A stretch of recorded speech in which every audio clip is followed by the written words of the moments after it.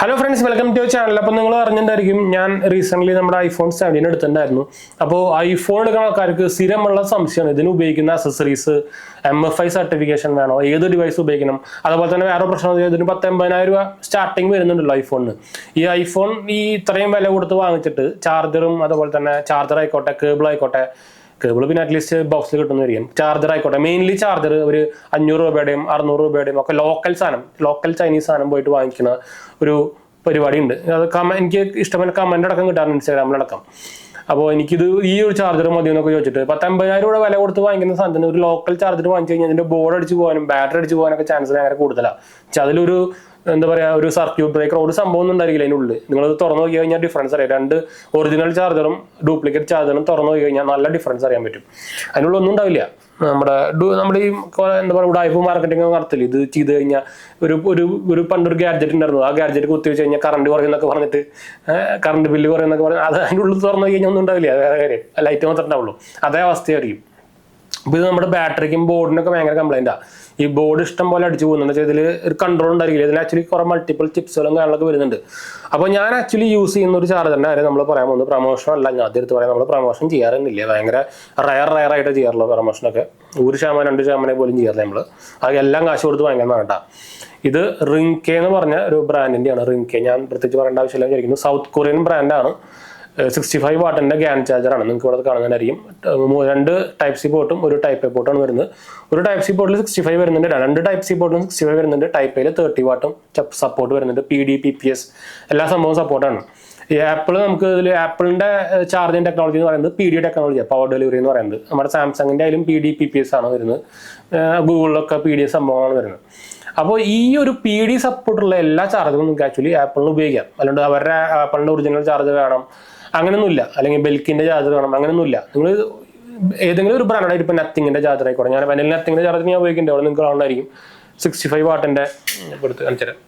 അതിൽ കുറേ വയർ കുത്തി വെച്ചിട്ടുണ്ട്. അതിപ്പോൾ എന്ത് ഞാൻ ഇതാണ് ഞാൻ വേറൊരു ചാർജർ ഉപയോഗിക്കുന്നത്.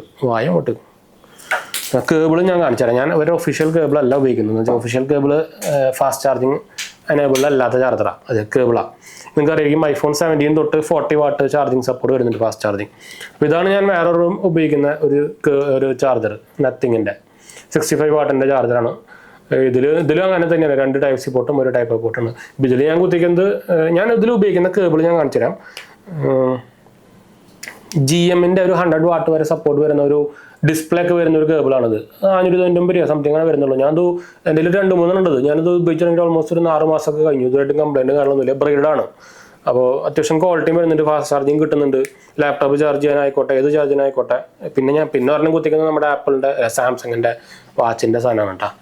അപ്പോൾ ഏതിന് വേണമെങ്കിൽ ഉപയോഗിക്കാം. നിങ്ങൾക്ക് 65 വാട്ടിൻ്റെ ലാപ്ടോപ്പ് അടക്കം നിങ്ങൾക്ക് സാധനം കൊണ്ട് ചാർജ് ചെയ്യാൻ പറ്റും, ഒരു പ്രശ്നമില്ല കേട്ടോ. ഞാൻ ലാപ്ടോപ്പൊക്കെ ഇതുകൊണ്ട് ഉപയോഗിക്കാറുള്ളതാണ്.